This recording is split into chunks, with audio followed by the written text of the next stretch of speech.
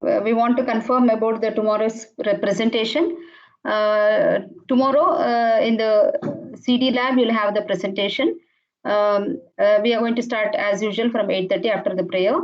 Anyway, Abhishek team is ready, so that team will present first, and other teams, whoever is ready, okay, within afternoon, maybe within 3 o'clock, if you send that you are ready for the presentation, we will give the sequence for the presentation. If nobody is turning up for the presentation, then we will have to go with respect to the serial number of the project. So we will have to take in the same sequence. Okay. So till 3 o'clock we will wait. If you are not responding, Abhishek team will present at 8:35. Later, project number 1, 2, and so on it goes. If nobody turns up. Okay. And report, you can take some time to submit. That we will give some time. We'll give the deadline. Other things you should be ready. PPT and demo with the code. You should be ready, and you should get the output, and you have to show the output. Okay, okay students, we'll go ahead with the today's class.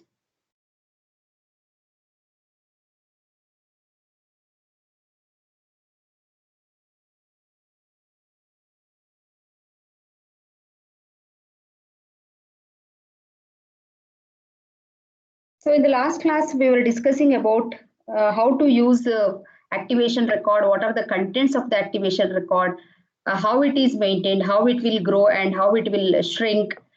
Growing is nothing but it will go in the downward direction, and shrinking is nothing but it will go up, upward direction.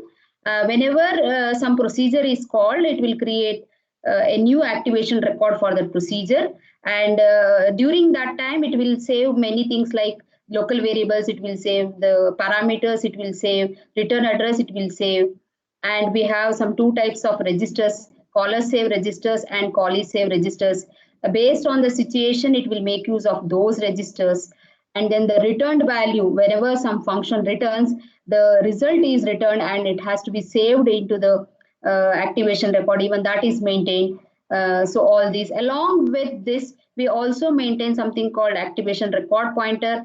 Sometimes it is also known as access link. So even this is maintained, okay, just to link to the next activation record and so on. So whenever we say that activation record is existing, it means that it is active, means that particular procedure is active still. And whenever something is active, we are going to push the contents onto the stack. And whenever it returns from that particular function, then we deallocate it and it will pop from the stack. Okay, all the contents will be popped. So like this it works. So for maintaining this, we have used some concepts like there are types of arguments, that is the actual parameters and the formal parameters we have discussed. There are kinds of registers, caller save register and callee save register we have used. And also whenever some procedure is called, we have some sequence like call sequence and return sequence. So caller and callee will take the responsibility of maintaining this. Along with this, whenever some procedure is called, something called prologue and epilogue is used, where some actions will take place during the prologue and some actions will take place during the epilogue. So that also will be done. Okay, it's like once the procedure is called, it will create everything and it takes everything into the stack, and then once it returns, it will pop from the everything from the stack, and then it will continue its execution. Okay, so that's what I have discussed. Along with that, we also need something called standard linkages, that also I have discussed. But let us see how this kind of environment will help us to execute our code. Okay, so why this runtime environment is required then? That is required because we need to imagine how the execution takes place and what are the different actions that can happen during the execution. So in order to show that only, we are having this kind of environment which is known as the runtime environment. So we have to see how the code is saved and how the data is, how it looks like during the execution, and how do we give the access for these data, and how the addresses are maintained, and how the mappings are done. All these are important. Okay. So in order to do that, actually whatever we are imagining, it is just like virtual environment we are imagining. So that's why we use something called logical addresses, where this is not the actual address which exists in the memory. We are just okay. When I say some address, say 8,000, 8,000 is my imagination that this is the address. Okay. Physically, there may be some address where we are going to allocate, and from there we are going to execute. But anyways, we are going to use the logical address space during the execution of the program. And whenever we create the variables, so we have the names for the variables, and then we also imagine that these variables are allocated in this address. Suppose if it is an array, we imagine, okay, this is the base address. From here onwards, the first element, second element, third element, it goes like this. And for that, definitely the size is also important. What is the size of each element, whether it is integer data type, floating point number, and so on. So all these are important, and then based on that we will imagine the virtual addresses, that is nothing but the logical addresses. And at these addresses, whenever the values are assigned, it will get that value. When we assign or when we read something to that particular variable, it gets the value. Okay, so for all this we need something else also, that is the environment, right? So we also take the operating system into consideration, because on which platform you are running is also important, right? So we have one end, we have the logical address space for the execution of the program, and then we have the operating system which will take the responsibility of mapping the logical address space into the physical address space. Okay, so once you want to execute your program, then you will have to bring it to the main memory, and therefore that's what we call it as the physical address space. And now it has to map it. So for that we need some environment, or we need some platform that we call it as operating system. That's why in the last class I was telling about the agreement between the compiler and the operating system. So that's important, because the standard linkages, everything works with respect to all these, which environment you are using, what you are linking, what is the address space you are using virtually, and what is the physical address. Everything is important. What is the hardware connected to it? All that is important. So all these are maintained by the runtime environment. So whatever we are imagining, that's what we are showing it as.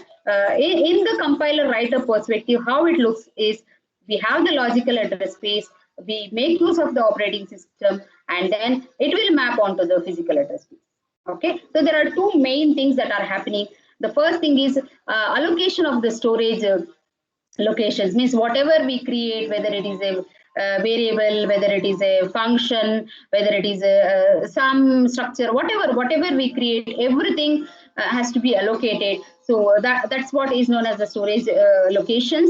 And then once you create, whether you are using, when do you use that, when do you make use of those variables, how do you give the access for those variables, that is also important. So these are the two things. One is the creation and the allocation, and later we access those data from the memory. Okay, this is the classical organization of the runtime storage. Means as we know that we have the code, we have some data, we have some static data, we have some global data, we have some data structures that will make use of the memory area. We treat it as a stack, or we treat it as heap. So this is the classical organization, where we have some space reserved for the code, the entire code, and then we have some static data which will not change, and also we have some global data which is throughout your program, whatever you're going to use, that is the global data. So that you may know the size, because it is static, it will not change, and global data also you would have already declared, and it is known at the compile time, and these are saved in this particular area, that is static data and global data. And then we also make use of the stack. Why the stack is required, already I have explained. Whenever the functions are used, activation records are created. So that is nothing but our stack.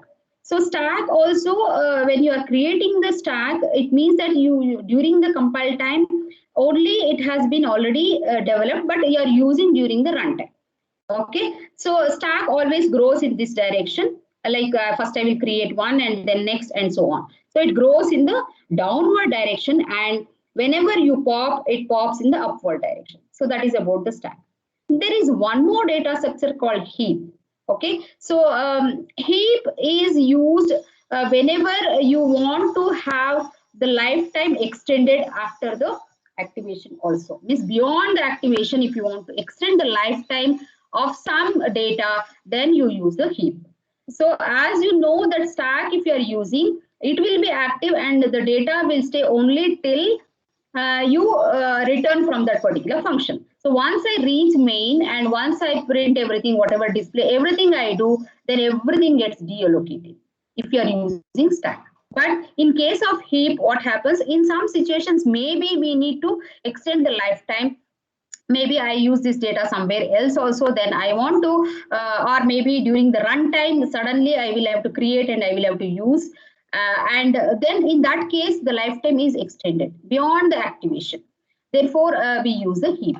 And the growth of the heap is in the reverse direction. Means the stack is in the downward direction and the heap is in the upward direction. Okay, the same memory area we are using. Some part of is used for the stack and it grows downward, and heap it grows in the upward direction. And all these are nothing but the virtual address space only. Means I can't say that this is what is the location I'm going to use for code. It's only my imagination. Okay, this location is used for this particular function. So like that, we are organizing the data. So this is about the classical organization. So now let us see some more concepts related to the namespace and then how the scopes are maintained. This I have already explained in the symbol table, but anyway, we'll go in depth and we'll take some good examples. So namespace. Whenever you take some program, no, complete program will contain many names actually. And also you will be using some namespaces in many languages. Meet new students.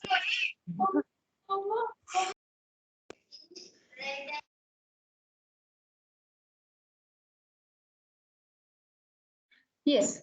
So you can have many namespaces, like maybe one for procedure you can have.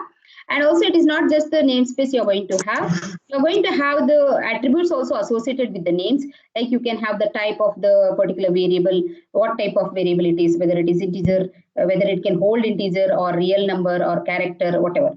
And also the values may be associated. Whenever that particular name gets the value, then it is associated with the values also. So we are going to map the variable names with the set of values. And we use a similar kind of names for the procedures as well as the normal variables, array variables. Only the syntax will be different. That's all. Means when you take the function name also, if you express as a regular expression, it works similarly actually. So these names are maintained, and you use a set of statements or set of values for these names in the code. So let us see the scope and what is scope and what are the different kinds of scopes. So the first thing is, what do you mean by scope? Scope is nothing but it defines the instance when each name is used and each name refers to. Means when I say variable A, where is it visible? What is the lifetime of this particular variable? That's what I call it as the scope. So the name that refers to, the instance of each name that refers to is known as the scoping. And also we consider the visibility of these names. So when I say the scope ends, means that particular name with that particular data type with that particular value that ends.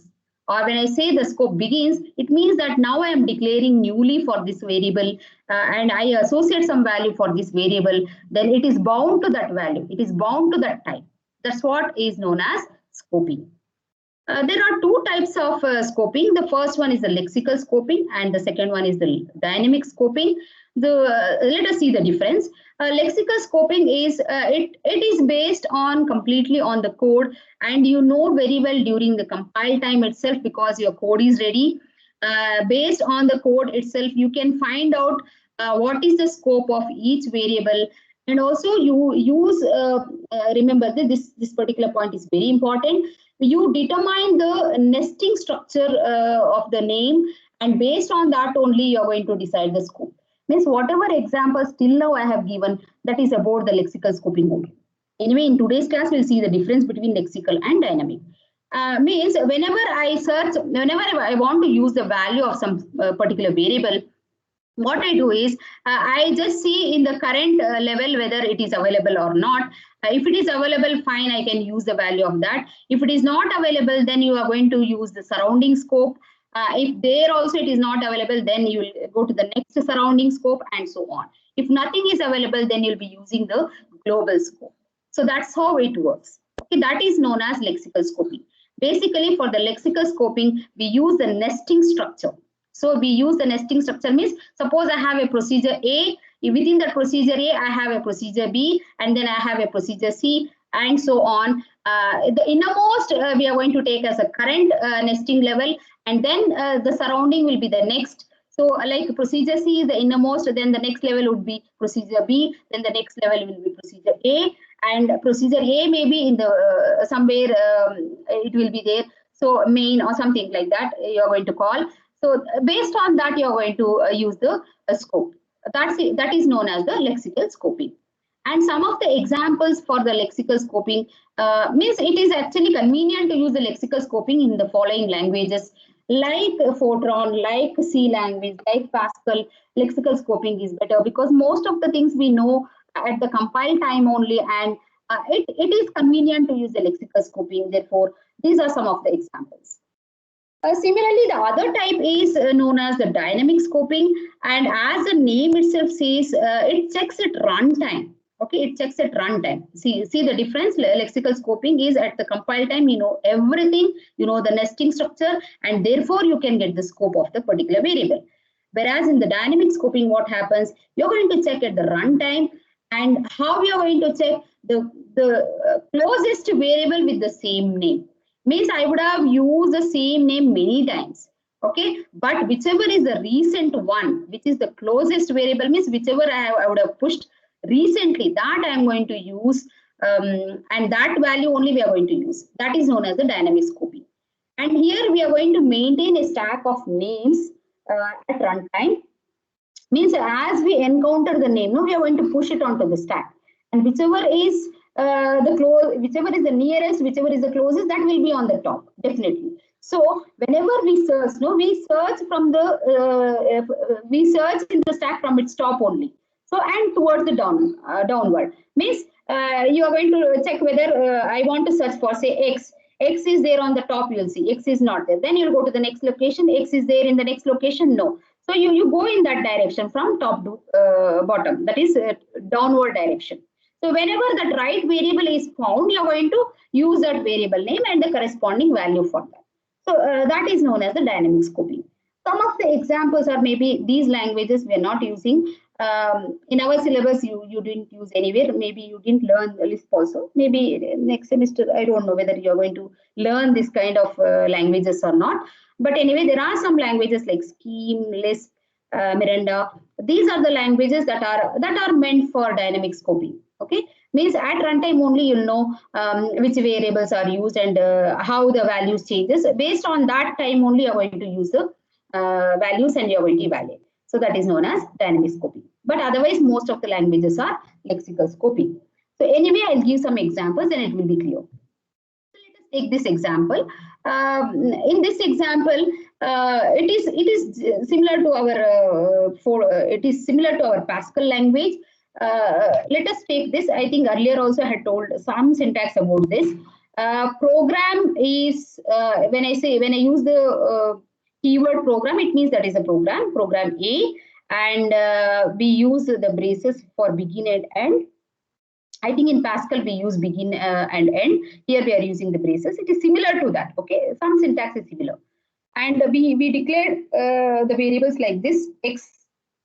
X colon integer means it is of type integer, and if I use x is equal to 1 means it is getting the initial value as 1. And within the program A, you can see the procedure B. The name of the procedure is B, and we don't have any arguments. Within this procedure, we are initializing value. We have just initialized the value of x. That's it.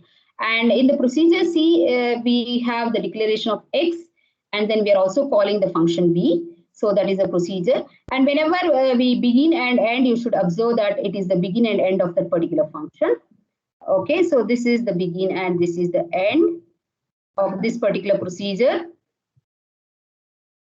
Okay, and now within the program A, if you observe, this is the global declaration, and x is equal to 1. Global means it is applicable for all the functions. That's what I meant, global.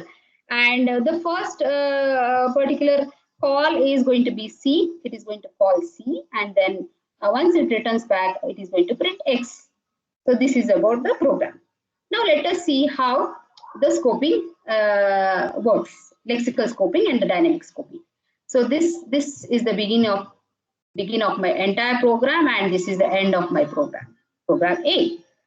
So as you see, first is this declaration. X is declared as integer, and also it gets the value of 1. So first let us start with the lexical scoping. Lexical scoping is what I do is I just give the different names even though the variable name is same. But to add up the scoping, we will use either the subscript. Here I am not using the subscript. Instead, I am just giving the number here, sequence number. So first time when I encounter X, I will just maintain it as X1. Okay, X1. And because I am calling it as X1, I just take it as X1 is equal to 1. Because the next statement is X1 is equal to 1. That is X is equal to 1. Okay, so that is the first thing that will happen. Then coming to the call, anyway, this procedures, when it is called only, it will go to that particular control and it will continue. So first is I'm going to call the function C. Okay, this is the first statement after the declaration and after the initialization. So it goes here, it calls a C and it goes here. So within C, what is happening? I have the local declaration of the same variable name, that is same X. So what do I do now? I just rename it as what? X2. Instead of calling it as just X, I call it as X2 because I want to know the difference between X1 and X2. X1 is what? That is the global declaration where X1 is in the scope of the program, and procedure B also can use, procedure C also can use. Okay, but the thing is within the procedure C, I am having another declaration for X. Anyway, in this case, we are taking the same data type, but the values may vary, right? So now I am declaring it as once again X as integer, and therefore I call it as X2. That is treated as now new variable, okay, because of the scope. So I want to show the scope difference, that's why I am calling it as X2. Then what is happening? The next statement is the call of B. Procedure B is called now. So once I call the procedure B, do I have any declaration in this procedure B for X? I don't have. Remember that this procedure C is terminated here only. Okay, it is not nested. Within the procedure B, we don't have procedure C, or within the procedure C, we don't have procedure B. They are independent actually. They are not nested. But both procedure B and procedure C are part of program A. That's it. So now for lexical scoping, what did I tell? I told you to use the nesting structure. But these two are not nested. Isn't it? Procedure B and procedure C are not nested. So now what happens? The scope of this X2 is terminated. The scope of this X2 is terminated because the procedure C is going to end here. So procedure B is outside procedure C. But only thing is I am just calling this procedure B. That's it. So when I enter the procedure B, what happens? I have X is equal to 2. I have assigned X is equal to 2. You may feel that you are going to take X2 is equal to 2. It is not so. Even though it is recently created, recently updated, but still what we are going to do is we are going to use the scope of global variable, that is X1. Why? Because the scope of X2 terminates over here. Okay, it terminates over here. So therefore, for the procedure B, whatever this assignment we are doing, it is not for X2, it is only for X1. That's why here it is X1 is equal to 2. Okay, so anyway, I am going to complete that function. Then I am going to terminate that and come back. The control comes over here, and then this also will get terminated. Procedure C is terminated. Once it exits from procedure C, what happens? The control comes over here. That is after that statement means it has to now print. So printing, once again, what happens? Print X is what?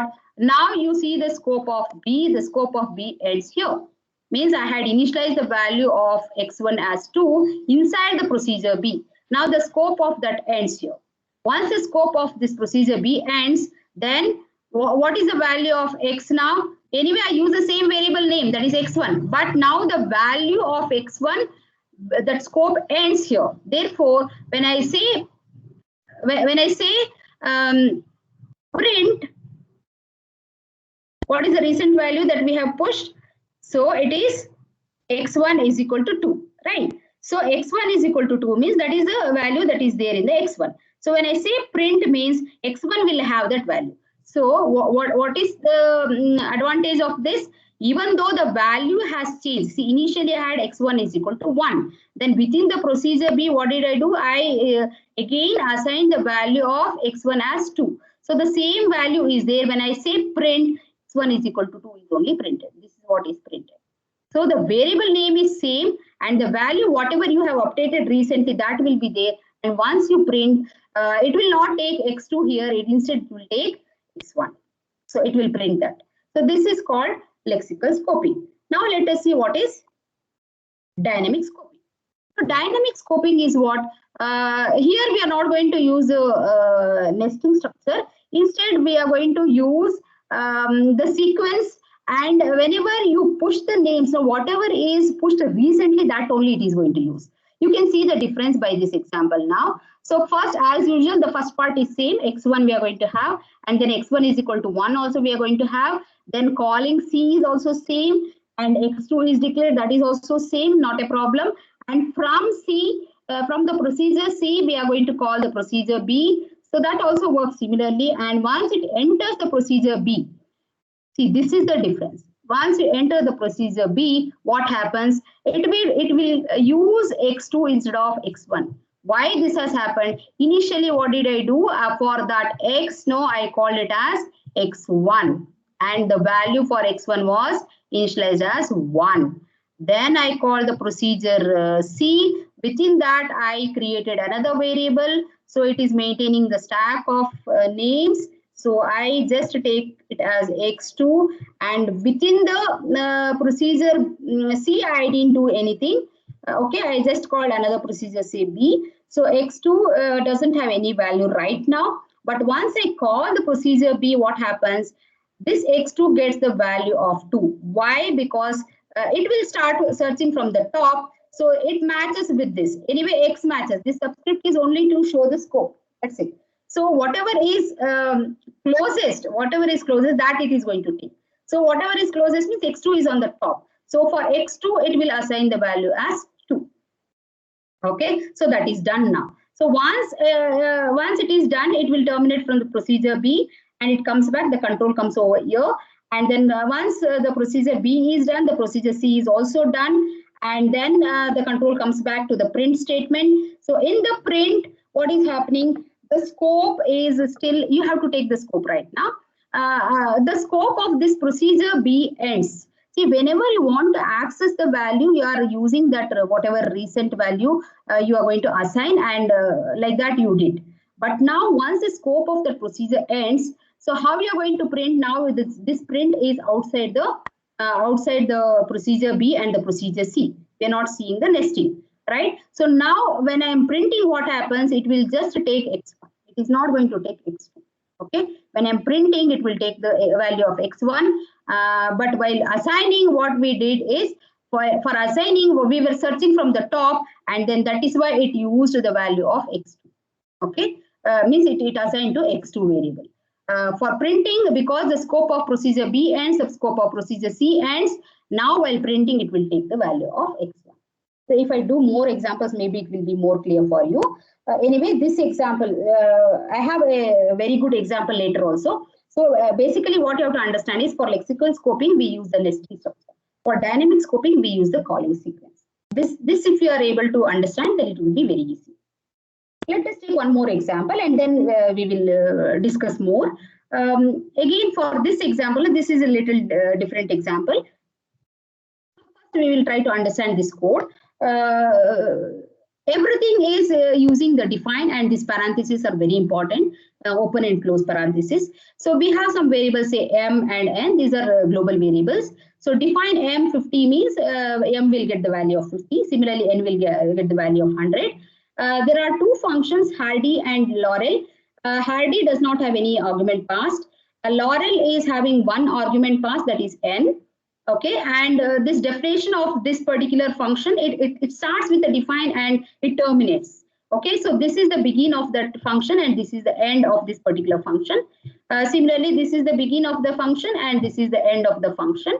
And outside these two functions, what we have is, we have some call statements, we have some value assigned, we can have that.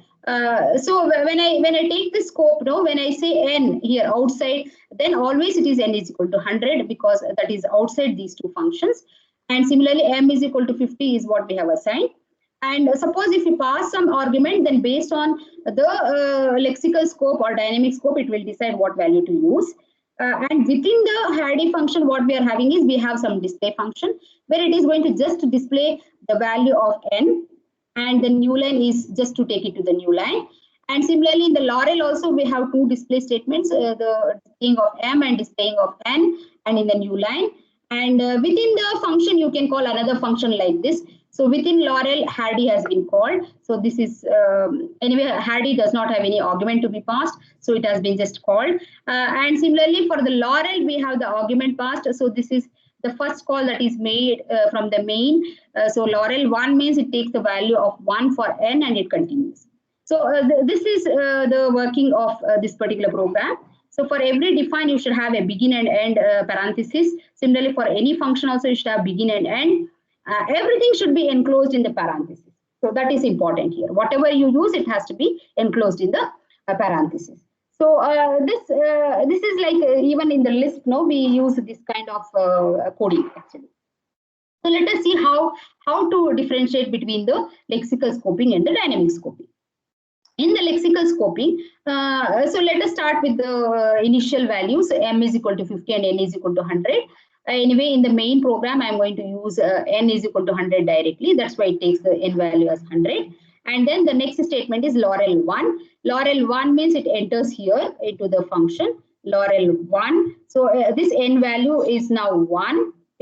It sends the value of n as 1. So it has entered into that scope.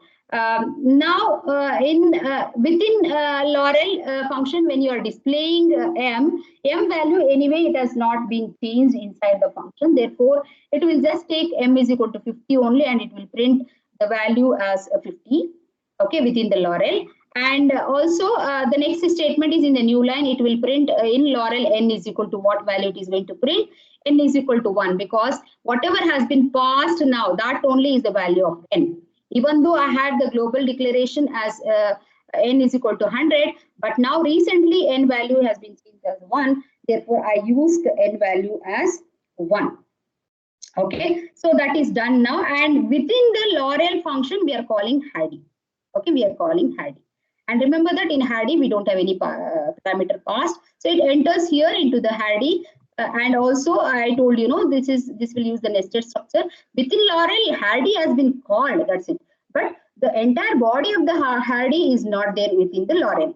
Okay, the scope ends here. But once it enters the Hardy, now what is the scope what is the value of the n value? The value of n is 100 once again. See, within Laurel, the value of n was what? 1. And anyway, value of m remains same because we have not changed anything inside. Okay, we have not done redeclaration of m value. Therefore, it remains the same. Whereas for n, once I called Laurel, it took it as 1 because that was the parameter passed. And when we called Hardy, n value will again make use of this 100 because it is not inside the scope of Laurel. That's why it will take 100. So in Hardy, which is called from Laurel, still it takes the value of 100. Okay, so it completes that and the control comes over here. And now Laurel 1 is done. So the control comes over here. Now once again, Hardy is called from the main. So there are two things. Hardy has been called within the Laurel and Hardy has been called within outside the function Laurel. So that is in the main. So now this time we are calling Hardy from the main. Now what happens to the value of n? Still the value of n is 100 only. Okay, because anyway I have not changed anything inside Hardy, therefore I'll be making use of the global variable value only, and that is n is equal to 100. So in this way the lexical scoping works. Now let us see the difference in the dynamic scoping. So dynamic scoping, the first part is anyway same, because those are the global declarations. M is equal to 50 and n is equal to 100 is going to be the same. And within Laurel, what happens? In Laurel, M is equal to 50 is what it is going to display. For this statement, it is going to display 50 only. And then when it comes over here, n is equal to 1 is what it is going to display. That is also fine. Okay, but once it calls Hardy, how it would have created? It would have created like this. It would have created like this. So first M is equal to 50 it would have taken, then n is equal to 100 it would have taken. Now inside Laurel you would have got n is equal to 1, n is equal to 1. It would have created like this. Okay, so now when n is equal to 1 in Laurel, within Laurel also n is equal to 1 is what it is going to print. For Hardy, what happens you see in the dynamic scoping? It is not the lexical scoping, because this dynamic scoping, what happens for Hardy also n is equal to 1 it is going to display, because once it starts accessing from the top, this is what it is going to encounter first, and it is going to take that value and print from Laurel. And once it comes out of the Hardy, it comes, the control comes over here, and that is done now. And Laurel also will be completed, because calling Hardy is the last statement. So it is done with it. So it terminates here and it comes over here in the Hardy. Now this Hardy is called from the main. So see the difference. When it is called from the main, it will not take n value as 1, it takes n value as 100, because that is outside the scope. Means this is done, it is not there now, so it takes n is equal to 100. That's what it happens. Okay, like this it works. So now I think with these two examples, you know the difference between the lexical scoping and the dynamic scoping. Anyway, I will give some more examples. Definitely, I need to give one more example, which is a Pascal code. Okay, this maybe you can try. Before I okay, I will just explain, maybe you can try this. So in this particular example, what is happening is we have some integer global. I have taken different language code so that you get through, or you understand through many syntaxes. That's all. The concept is going to be same only for lexical scoping and dynamic scoping. Only thing is that how you organize the code, that is in some languages you embed some function into another function. That is allowed. You call, you send the parameter as even the function call, that is allowed. Those things I am showing in different examples. That's it. So in this particular example, we have a global declaration. One variable is called global itself. You can rename if you want. And n is another variable. These two are the global declarations, and these two are of type integer. We have one function called Laurel, which has an argument, say n is equal to n, which is of type integer. And within the procedure Laurel, we have the procedure Hardy. See, this has been embedded actually. This has been embedded. This particular function has been embedded. So Hardy is there, and then we check some condition here. As a part of the Laurel, if the value of n is less than 4, then we call this Laurel of n plus 1. Otherwise, we call Hardy. That is what is going to decide whether to run with Laurel with some value, or you have to run with the Hardy. Okay, so that is this is the begin and end of what? This is the begin and end of the Laurel. Okay, now coming to where it starts its execution. So first is the global declaration. The variable global and n has been declared, and then now global gets the value of 99, which is as good as the global declaration itself, because that is the initial value, and then n is equal to 100. These two are outside the procedure Laurel and the procedure Hardy. Okay, so remember that procedure Hardy has been embedded inside the procedure Laurel. Okay, these two values are assigned, and now the first call is what? Laurel of 1. So first this call is made and Laurel of 1 here you'll receive it as 1, and then once you begin you have embedded the function that is Hardy, but how does it work? This Hardy is used only when Hardy is called. Otherwise it will proceed with whatever code it has to execute within Laurel. Okay, so begin of the Laurel happens here, but it will decide whether to execute Laurel once again or Hardy based on the n value. Now the n value is 1. That is n is less than 4. So when n is less than 4, 1 is less than 4, then definitely it has to execute what? Laurel of n plus 1. Now it will take Laurel of 2. So Laurel of 2, and then Laurel of 2 means once again it starts, and then next time also it is less than 4, so it takes 3. Next time it will take Laurel of 3, and now still it is less. Once it becomes 4, then it executes Hardy. Okay, once it becomes 4, then it will go to the else part and it will go to Hardy, and then what is there in the Hardy? It has to print the global value and it has to print n value. So for this particular example, you see how the lexical scoping and how the dynamic scoping works. You can try yourself and come back. If you have any doubts, maybe I will clarify. That's why I explain the code. You imagine the stack and you refer to the previous 2 examples, you'll get an idea.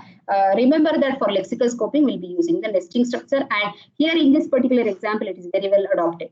So you can see the difference between these 3 examples. So you just see how the lexical scoping works and how the dynamic scoping works for this.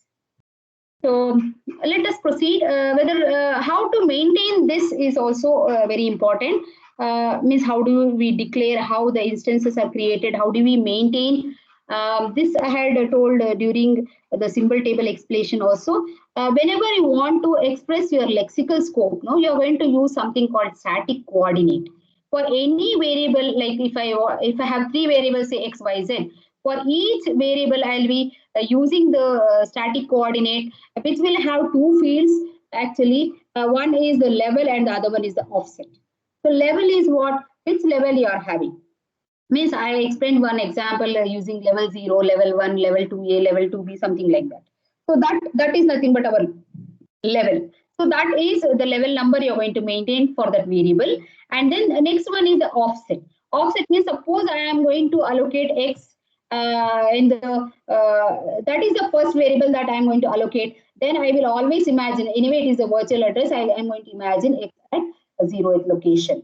And also if I imagine x is of type integer, means I will be using something called 4 bytes for the allocation of this x variable.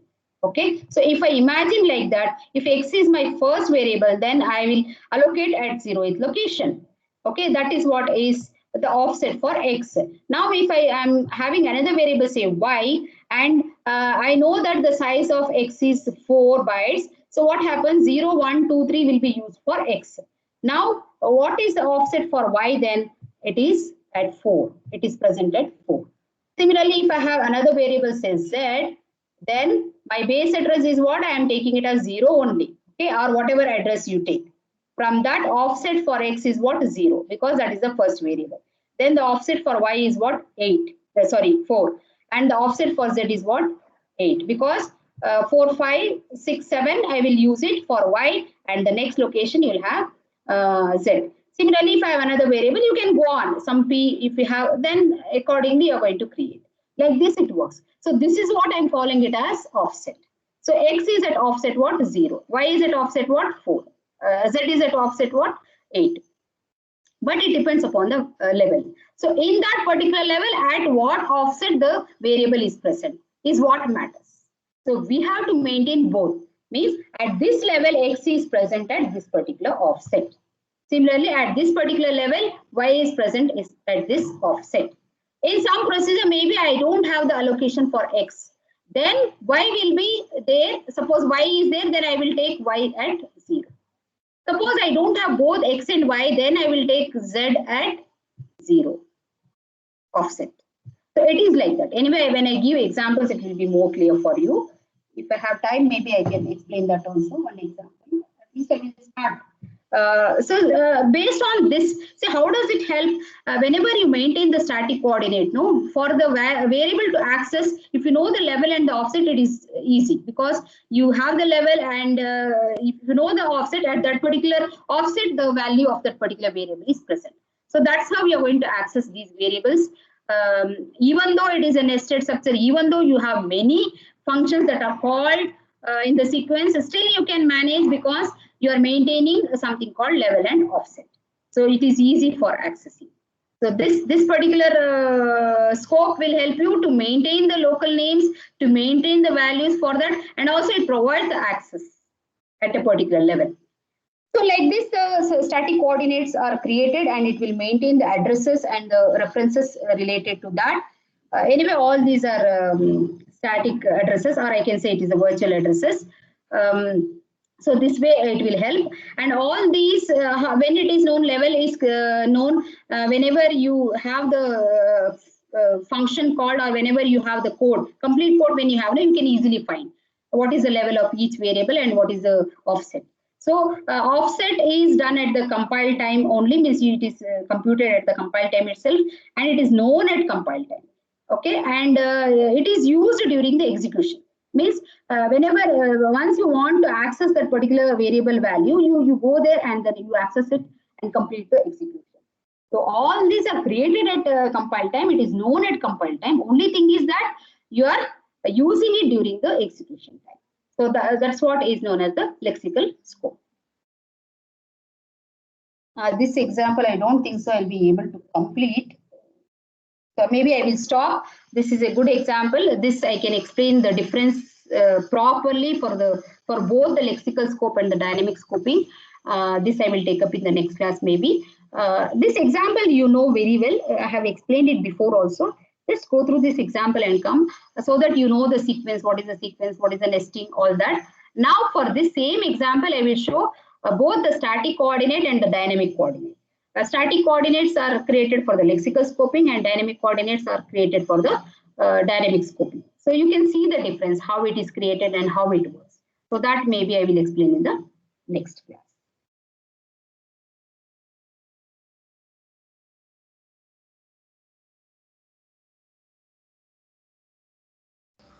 Ma'am? Yes? Ma'am, will embedded function also work the same way as the normal function, ma'am? Yes, yes, yes. So means in some languages it will allow embedding. okay. You saw the difference, no? I gave 3 examples. In the first one, it was not embedded, right? It was only the independent procedures. But in some languages, embedding is also allowed. Like in Pascal, it is allowed. Okay. Yeah, it works similarly. I told you, no, in the next class, I will give the clarity because we create 2 kinds of diagrams. One is the calling sequence diagram, and the other one is it will maintain the depth. Okay, at what level this function is calling another function and all that. So nesting also we maintain, and the calling sequence also we maintain. So which is used for what, I will show in the next class. Then it will be more clear. Okay, this embedding also I will show, because this particular example which I showed now, which I'm going to explain in the next class, it contains both. Embedding is also there and independent also is there. So that is a better example. So I will explain that, then you can, if you still have doubts, maybe I will clarify. Yes, okay. Yeah. Okay, students, anything else related to only today's topic? I know only when I explain the next example, it will be very clear for you, because these are like bits and pieces. So when I explain with more functions only, it is good. Not with 1 or 2 functions.